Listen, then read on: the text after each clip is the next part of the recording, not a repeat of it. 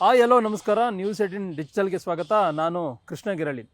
ರಾಜ್ಯ ಕಾಂಗ್ರೆಸ್ನಲ್ಲಿ power politics ಒಂದು ಕಡೆ ಆದರೆ ಮತ್ತೊಂದು ಕಡೆ ಸಮುದಾಯವಾರ ನಾಯಕತ್ವದ ಶಕ್ತಿ ಪ್ರದರ್ಶನಕ್ಕೆ ಒಂದಷ್ಟು ತೆರೆಮರೆಯಲ್ಲಿ ಕಸರತ್ತು ನಡೀತಾ ಇರುವಂಥದ್ದು. ಮುಖ್ಯಮಂತ್ರಿ ಪದವಿಗಾಗಿ ಎಲ್ಲೊಂದು ಕಡೆ ಡಿ ಕೆ ಶಿವಕುಮಾರ್ ಭಾಳ ಪ್ರಯತ್ನವನ್ನು ಮಾಡ್ತಾ ಇದ್ದಾರೆ. ಅಧಿಕಾರ ಹಸ್ತಾಂತರ ಅನ್ನೊಂದು ವಿಚಾರ ಸಂದರ್ಭ ಬಂದಂಥ ಸಂದರ್ಭದಲ್ಲಿ ಹೈಕಮಾಂಡ್ ನಾಯಕರ ಮುಖಾಂತರವಾಗಿ ಒತ್ತಡದ ತಂತ್ರಗಾರಿಕೆ ಮುಖಾಂತರವಾಗಿ ಸಿದ್ದರಾಮಯ್ಯನಿಂದ ಅಧಿಕಾರವನ್ನು ಪಡೆದುಕೊಳ್ಳುವಂಥ ನಿಟ್ಟಿನಲ್ಲಿ ಈಗಾಗಲೇ ಕಾರ್ಯತಂತ್ರವನ್ನು ಡಿ ಕೆ ಶಿವಕುಮಾರ್ ಮಾಡ್ತಾ ಇದ್ದಾರೆ. ಇದರ ನಡುವೆ ಎಲ್ಲ ಒಂದು ಕಡೆ ಮೂರನೇವರೆಗೆ ಜಾಕ್ಪಟ್ ಹೊಡೆಯುತ್ತೆ ಅನ್ನೊಂದು ವಿಚಾರ ಕೂಡ ದೊಡ್ಡ ಮಟ್ಟದಲ್ಲಿ ಚರ್ಚೆಗೆ ಬಂದಂಥ ಸಂದರ್ಭದಲ್ಲಿ ಇದೀಗ ಗೃಹ ಸಚಿವರಾಗಿರ್ತಕ್ಕಂಥ ಡಾಕ್ಟರ್ ಜಿ ಪರಮೇಶ್ವರ್ ಅವರು ಕೂಡ ಸದ್ದಿಲ್ಲದೆ ಒಂದಷ್ಟು ಕಾರ್ಯತಂತ್ರಗಳು ಕೂಡ ಮಾಡ್ತಾ ಇದ್ದಾರೆ. ಈಗಾಗಲೇ ಪರಮೇಶ್ವರ್ ಅವರು ಕೂಡ ಕಾಂಗ್ರೆಸ್ ಪಕ್ಷದ ಹಿರಿಯ ನಾಯಕರು, KPCC ಅಧ್ಯಕ್ಷ ಸ್ಥಾನದಲ್ಲಿ 8 ವರ್ಷಗಳ ಕಾಲ ಕೆಲಸವನ್ನು ಮಾಡಿದಂಥವರು. ಈ ಹಿಂದೆ 2013ರಲ್ಲೇ ಅವರು ಮುಖ್ಯಮಂತ್ರಿಗಳಾಗಬೇಕಾಗಿತ್ತು. ಆದರೆ ಎಲ್ಲೋ ಒಂದು ಕಡೆ ಅವರು ಆ ಒಂದು ಚುನಾವಣೆಯಲ್ಲಿ ಸೋಲನ್ನು ಕಂಡರು. ಆ ಕಾರಣಕ್ಕೋಸ್ಕರವಾಗಿ ಆ ಒಂದು ಮುಖ್ಯಮಂತ್ರಿ ಸ್ಥಾನ ಕೈ ತಪ್ಪಿ ಅದು ಎಲ್ಲೋ ಒಂದು ಕಡೆ ಮುಖ್ಯಮಂತ್ರಿ ಸಿದ್ದರಾಮಯ್ಯವ್ರಿಗೆ ಹೋಯಿತು. ಅಂತಿಮವಾಗಿ ಈಗ ಅವರು ಕಾಂಗ್ರೆಸ್ ಪಕ್ಷದಲ್ಲಿ ಹಿರಿಯ ನಾಯಕರಾಗಿದ್ದರೂ ಕೂಡ ಈಗ ರಾಜ್ಯ ರಾಜಕಾರಣದಲ್ಲಿ, ರಾಜ್ಯ ಕಾಂಗ್ರೆಸ್ನಲ್ಲಿ ಪ್ರಬಲವಾಗಿ ಕೇಳಿ ಬರ್ತಾ ಇರುವಂಥದ್ದು ದಲಿತ CM ಕೂಗು ಅನ್ನುವಂಥದ್ದು. ಅಂದರೆ ದಲಿತರಿಗೆ ಅಹಿಂದ ವರ್ಗದಿಂದ ಗೆದ್ದಿರತಕ್ಕಂಥ ಕಾಂಗ್ರೆಸ್ ಸರ್ಕಾರ ಅಹಿಂದ ವರ್ಗದವರೇ ಮುಖ್ಯಮಂತ್ರಿಗಳಾಗಿ ಸಿದ್ದರಾಮಯ್ಯ ಕೂಡ ಕೆಲಸವನ್ನು ಮಾಡ್ತಾ ಇದ್ದಾರೆ ಆಡಳಿತ ಅಧಿಕಾರದಲ್ಲಿ. ಆದ್ರೀಗ ಅವ್ರು ಬದಲಾದಂಥ ಸಂದರ್ಭದಲ್ಲಿ ಎಲ್ಲ ಒಂದು ಕಡೆ ದಲಿತರಿಗೆ ಮುಖ್ಯಮಂತ್ರಿ ಪದವಿಯನ್ನು ಕೊಡಬೇಕು ಅನ್ನೋ ನಿಟ್ಟಿನಲ್ಲಿ ಕೂಡ ಚರ್ಚೆ ನಡೀತಾ ಇದೆ. ಇಂಥ ಸಂದರ್ಭದಲ್ಲಿ ಎಲ್ಲ ಒಂದು ಕಡೆ ಹೈಕಮಾಂಡ್ ನಾಯಕರು ದಲಿತರಿಗೆ ಅವಕಾಶವನ್ನು ಮಾಡಿಕೊಡ್ಬೋದು ಅನ್ನೋ ಒಂದು ಅಭಿಲಾಷೆ ಮತ್ತು ನಿರೀಕ್ಷೆ ಕೂಡ ದಲಿತ ನಾಯಕರಲ್ಲಿ ಇರುವಂಥದ್ದು. ಈಗ ಆ ಒಂದು ಅಭಿಲಾಷೆ ಮತ್ತು ಆಸೆಯಂತೆ ಇದೀಗ ಎಲ್ಲೊಂದು ಕಡೆ ಡಾಕ್ಟರ್ ಜಿ ಪರಮೇಶ್ವರ್ ಅವರು ಮುಖ್ಯಮಂತ್ರಿ ಪದವಿಯನ್ನು ಪಡೆದುಕೊಳ್ಳುವಂಥ ನಿಟ್ಟಿನಲ್ಲಿ ಎಲ್ಲೊಂದು ಕಡೆ CM ಮತ್ತು DCM ನಡುವೆ ಪರಮೇಶ್ವರ್ ಕೂಡ ಒಂದಷ್ಟು ಕಾರ್ಯತಂತ್ರವನ್ನು ಮಾಡ್ತಾ ಇದ್ದಾರೆ. ಅದಕ್ಕೆ ಪೂರಕವಾಗಿಯೇ ದಲಿತ ಸಮುದಾಯದ ಅಸ್ತ್ರವನ್ನು ಪ್ರಯೋಗ ಮಾಡುವಂಥ ನಿಟ್ಟಿನಲ್ಲಿ ಈಗಾಗಲೇ ಕಾರ್ಯತಂತ್ರವನ್ನು ಮಾಡಿರುವಂಥದ್ದು. ದಲಿತ ಸಮಾವೇಶದ ಮುಖಾಂತರವಾಗಿ ಅಂದರೆ ದಲಿತ ಅಸ್ತ್ರ ಯಾವ ರೀತಿ ಅಂತಂದರೆ ಒಂದು ರೀತಿ ದಲಿತ ಸಮಾವೇಶ ನಡೆಸೋದ್ರ ಮುಖಾಂತರವಾಗಿ ರಾಜ್ಯದಲ್ಲಿ ದಲಿತರು ಕೂಡ ಕಾಂಗ್ರೆಸ್ ಪಕ್ಷದಲ್ಲಿದ್ದಾರೆ, ಇಲ್ಲ ಒಂದು ಕಡೆ ನನ್ನ ಪರವಾಗಿದ್ದಾರೆ ಅನ್ನೋ ಒಂದು ಸಂದೇಶ ಕೊಡುವಂಥ ನಿಟ್ಟಿನಲ್ಲಿ ಕೂಡ ಈಗಾಗಲೇ ಪರಮೇಶ್ವರ್ ಅವರು ಒಂದು ರೀತಿ ತೆರೆಮರೆಯಲ್ಲಿ ಕಸರತ್ತನ್ನು ಈಗಾಗಲೇ ಮಾಡ್ತಿರುವಂಥದ್ದು. ಒಂದು ಕಡೆಗೆ CM ಸಿದ್ದರಾಮಯ್ಯವರನ್ನ ಮುಂದುವರಿಸಬೇಕು ಅನ್ನೋ ನಿಟ್ಟಿನಲ್ಲಿ ಅಹಿಂದ ವರ್ಗದ ಸಮುದಾಯದ ನಾಯಕರೆಲ್ಲರೂ ಕೂಡ ಮೈಸೂರಿನಲ್ಲಿ ದೊಡ್ಡ ಮಟ್ಟದ ಸಮಾವೇಶವನ್ನು ಮಾಡುವಂಥ ನಿಟ್ಟಿನಲ್ಲಿ ಈಗಾಗಲೇ ಕಾರ್ಯತಂತ್ರವನ್ನು ಮಾಡ್ತಾ ಇದ್ದಾರೆ. ಅದಕ್ಕೆಲ್ಲ ಒಂದು ಕಡೆ ಅಹಿಂದ ವರ್ಗದ ನಾಯಕರೆಲ್ಲರೂ ಕೂಡ ಅದಕ್ಕೆ ಸಾಥನ್ನು ಕೊಟ್ಟಿದ್ದಾರೆ ಅನ್ನೋದ್ರ ಕೂಡ ಹೇಳಲಾಗ್ತಾ ಇದೆ. ಅದಾದ ನಂತರವಾಗಿ ದಲಿತ ಸಮಾವೇಶವನ್ನು ಕೂಡ ಮಾಡುವಂಥ ನಿಟ್ಟಿನಲ್ಲಿ ಕೂಡ ಈಗಾಗಲೇ ಪರಮೇಶ್ವರ್ ಕೂಡ ಕಾರ್ಯತಂತ್ರವನ್ನು ಮಾಡಿರುವಂಥದ್ದು. ಇದರ ನೇತೃತ್ವವನ್ನು ಕೂಡ ಇಲ್ಲೊಂದು ಕಡೆ ಪರಮೇಶ್ವರ್ ಕೂಡ ವಹಿಸಿರುವಂಥದ್ದು.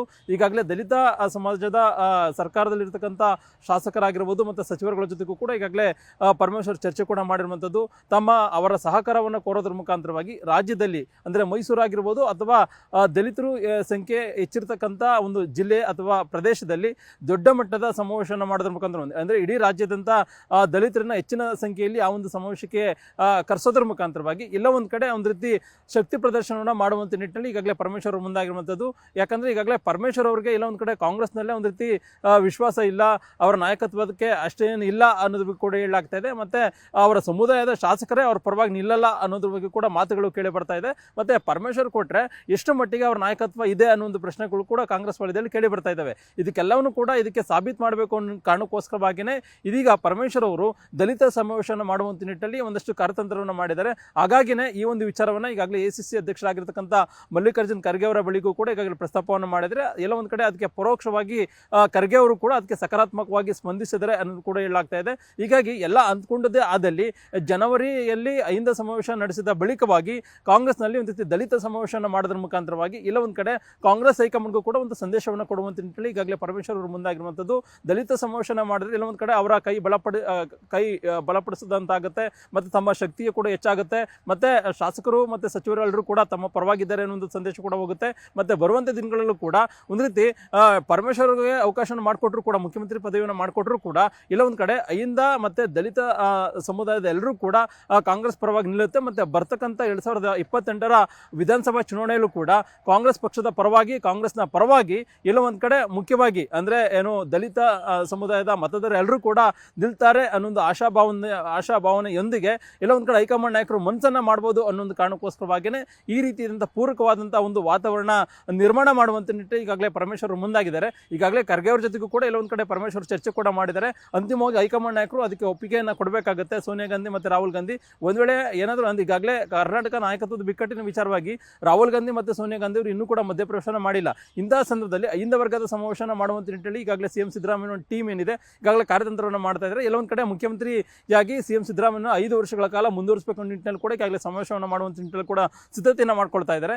ಇದಾದ ನಂತರವಾಗಿ ಈಗಾಗಲೇ ಎಲ್ಲೊಂದು ಕಡೆ ದಲಿತ ಸಮಾವೇಶನ ಮಾಡುವಂತ ನಿಟ್ಟಿನಲ್ಲಿ ಕೂಡ ಈಗಾಗಲೇ ಖರ್ಗೆ ಅವರ ಜೊತೆಗೂ ಕೂಡ ಚರ್ಚೆಯನ್ನು ಮಾಡಿದ್ದಾರೆ.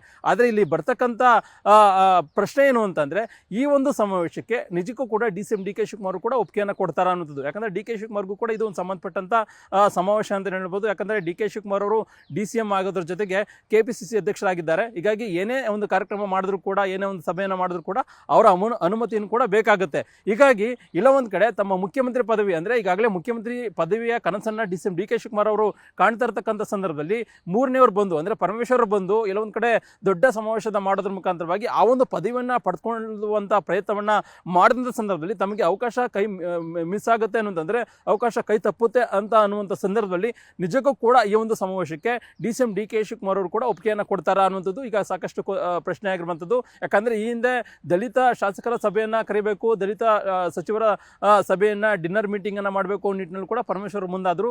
ಅಂತ ಸಂದರ್ಭದಲ್ಲಿ ಇನ್ನೊಂದು ಕಡೆ ಒಂದು ರೀತಿ ತೆರೆಮರೆಯಲ್ಲಿ ಒಂದು ರೀತಿ ಆಂತರಿಕವಾಗಿಯೇ ಏನು ಡಿ.ಸಿ.ಎಂ. ಡಿ.ಕೆ. ಶಿವಕುಮಾರ್ ದೆಹಲಿಗೆ ಹೋಗಿ ಹೈಕಮಾಂಡ್ ನಾಯಕರನ್ನ ಭೇಟಿಯನ್ನು ಮಾಡೋದ್ರ ಮುಖಾಂತರವಾಗಿ ಈ ಒಂದು ದಲಿತ ಶಾಸಕರ ಸಭೆಯನ್ನ ಬ್ರೇಕ್ ಹಾಕುವಂತ ನಿಟ್ಟಿನಲ್ಲಿ ಕೂಡ ಸಕ್ಸಸ್ ಅನ್ನ ಕಂಡಿದ್ರು.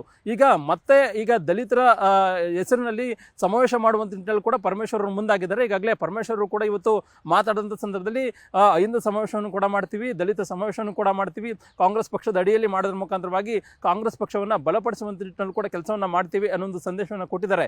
ಇಂತಹ ಸಂದರ್ಭದಲ್ಲಿ ದಲಿತ ಸಮಾವೇಶಕ್ಕೆ ನಿಜಕ್ಕೂ ಕೂಡ ಡಿ.ಸಿ.ಎಂ. ಡಿ.ಕೆ. ಶಿವಕುಮಾರ್ ಅವರು ಒಂದು ರೀತಿ ಸಂಪೂರ್ಣವಾಗಿ ಒಂದು ರೀತಿ ಒಪ್ಪಿಗೆಯನ್ನು ಕೊಡೋದ್ರ ಮುಖಾಂತರವಾಗಿ ಆ ಒಂದು ಸಮಾವೇಶವನ್ನು ಸಕ್ಸಸ್ ಅನ್ನ ಮಾಡುವಂತ ನಿಟ್ಟಿನಲ್ಲಿ ಅವರು ಸಹಕಾರವನ್ನು ಕೊಡ್ತಾರಾ ಅನ್ನುವಂಥದ್ದು ಈಗಿರ್ತಕ್ಕಂಥ ಪ್ರಶ್ನೆ ಆಗಿರುವಂಥದ್ದು.